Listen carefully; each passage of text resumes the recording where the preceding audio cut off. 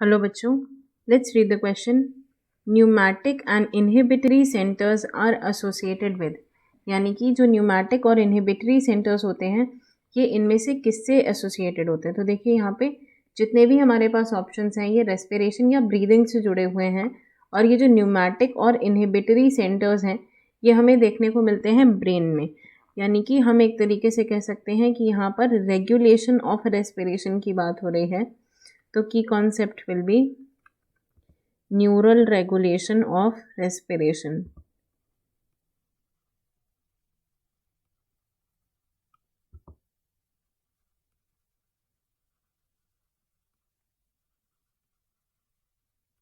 तो देखिए जब हम यहाँ पे इसकी बात करते हैं तो रेस्पिरेशन का जो रेगुलेशन है ये नर्वस मैकेनिज्म के द्वारा ही किया जाता है, ब्रेन में प्रेजेंट वेरियस सेंटर्स द्वारा किया जाता है। देखिए एक स्पेशलाइज्ड रीजन प्रेजेंट होता है मेडुला रीजन में ब्रेन के, जो रेस्पिरेशन से जुड़े हुए सेंटर्स हैं ब्रेन के, वो बेसिकली हाइंड ब्रेन में ही प्रेजेंट होते हैं। इसमें से एक आपका होता है रेस्पिरेटरी रिदम सेंटर, जो कि ब्रेन के मेड्यूला में प्रेजेंट होता है, जो प्राइमरीली यहाँ पर रेगुलेशन का काम करता है। So first one is respiratory rhythm centre. Respiratory rhythm centre ये प्रेजेंट होता है कहाँ? मेड्यूला में। और इसका काम क्या होता है? और रेस्पिरेशन का रेगुलेशन, जो नर्वस रेगुलेशन है। और देखिए एक और सेंटर प्रेजेंट होता है इसी हाइंड ब्रेन के पॉन्स रीजन में, जिसको हम कहते हैं न्यूमैटिक सेंटर, जो कि रेस्पिरेटरी रिदम सेंटर के फंक्शंस को मॉडरेट करता है। तो यहाँ पे एक दूसरा हो गया क्या? पॉन्स रीजन में हमें क्या देखने को मिलता है? Pneumotaxic centre.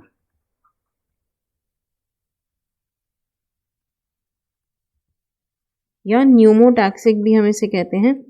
तो न्यूमैटिक सेंटर ये हमें कहाँ देखने को मिलता है? पॉन्स रीजन में। ये दोनों ही कहाँ प्रेजेंट होते हैं? हाइंड ब्रेन में। ये पॉन्स में मिलता है ब्रेन के अंदर। और ये क्या करता है? ये रेगुलेट करता है या मॉडरेट करता है, moderate the respiratory rhythm centre.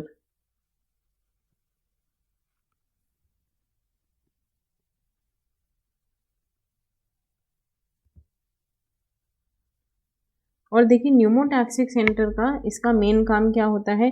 ये रेट को यहाँ पर रेगुलेट करता है, how much amount of air is to be inspired और एक्सपायर्ड। तो यहाँ पे it regulates the amount of air, it regulates the amount of air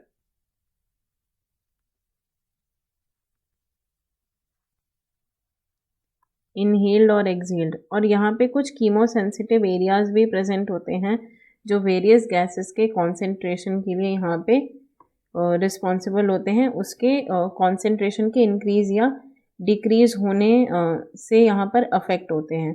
तो न्यूमोटैक्सिक सेंटर जो है ये बहुत ही इम्पॉर्टेंट रोल प्ले करता है यहाँ पर रेगुलेशन ऑफ रेस्पिरेशन में, और उसमें भी स्पेसिफिकली किसमें? ब्रीदिंग में, क्योंकि यहाँ पर इंस्पिरेशन में भी ये इसका रोल होता है और एक्सपिरेशन में भी। तो उसको हम कलेक्टिवली हम क्या कह देते हैं? जब हम ये बोलेंगे कि इंस्पिरेशन एंड एक्सपिरेशन बोथ, उसका जो मैकेनिकल प्रोसेस है उसको हम क्या कह देते हैं? ब्रीदिंग। तो इंस्पिरेशन एंड एक्सपिरेशन, इसको हम कलेक्टिवली क्या कह देते हैं? यहाँ पर ब्रीदिंग। तो यानी कि इसका जो रोल होता है वो ब्रीदिंग के कंट्रोलिंग में बहुत ही मेन होता है। तो देखिए अब हम अपने ऑप्शंस पे आ जाते हैं। पहला है रेस्पिरेशन। देखिए रेस्पिरेशन तो हम उस पूरी प्रोसेस को कह देंगे, इसमें हम ब्रीदिंग को भी जोड़ेंगे और इसमें हम जो गैसेस एक्सचेंज है उसको भी जोड़ेंगे, तो ये आपका गलत हो जाएगा। अभी हमने बात की कि यहाँ पर इंस्पिरेशन और एक्सपिरेशन दोनों का ही काम होता है, तो सिर्फ एक को हम कंसीडर नहीं कर सकते। तो हम कलेक्टिव कंसिडरेशन में क्या कहेंगे कि न्यूमैटिक और इनहिबिटरी सेंटर्स जो हैं ये ब्रीदिंग में यहाँ पर हेल्प करते हैं। तो आपका सही आंसर क्या हो जाएगा?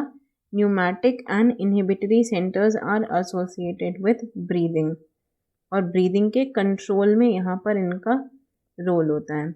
आई hope you understood it well. Best of luck.